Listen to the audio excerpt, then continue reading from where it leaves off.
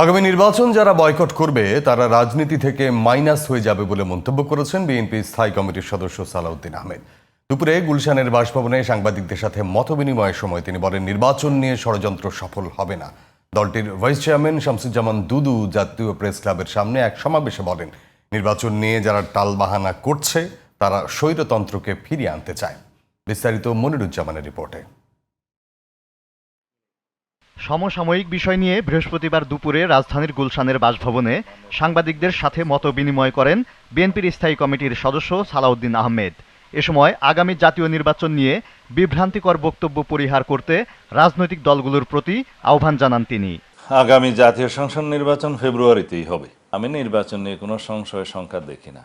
যারা আগামী নির্বাচনকে বয়কট করার চেষ্টা করবে, ডাইরেক্টলি অর ইনডাইরেক্টলি, তারা জাতীয় রাজনীতি থেকে মাইনাস হয়ে যাবে। বাংলাদেশের মানুষ দীর্ঘ 16-17 বছর সংগ্রাম করেছে, রক্ত দিয়েছে, জীবন দিয়েছে তাদের অধিকার ফিরে পাওয়ার জন্য। তার মধ্যে 1 নম্বরের অধিকার ছিল তারা যাতে ভোটের অধিকারটা ফিরে পায়।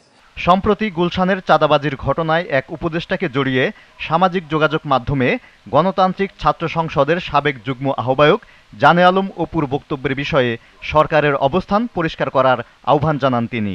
এইখানে সরকারের কোনো উপদেষ্টা জড়িত আছে কিনা সেইটি একটি প্রশ্ন উত্থাপিত হয়েছে। এটা অবশ্যই পরিষ্কার করা দরকার। এটা জনগণের সামনে সেই প্রশ্নের উত্তরটা তুলে ধরা দরকার। যদি এটা না হয় তাহলে এই অন্তর্বর্তীকালীন সরকারের উপদেষ্টাদের নিয়ে আরও বেশি প্রশ্ন উত্থাপিত হতে থাকবে।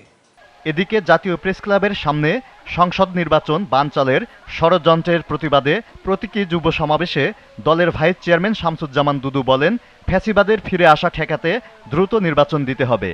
গণতন্ত্র নিয়ে যদি কেউ টালবাহানা করে, নির্বাচন নিয়ে যদি কেউ টালবাহানা করে, তাহলে বুঝতে হবে তারা স্বৈরতন্ত্র এবং ফ্যাসিবাদকে ফিরিয়ে আনতে চাচ্ছে।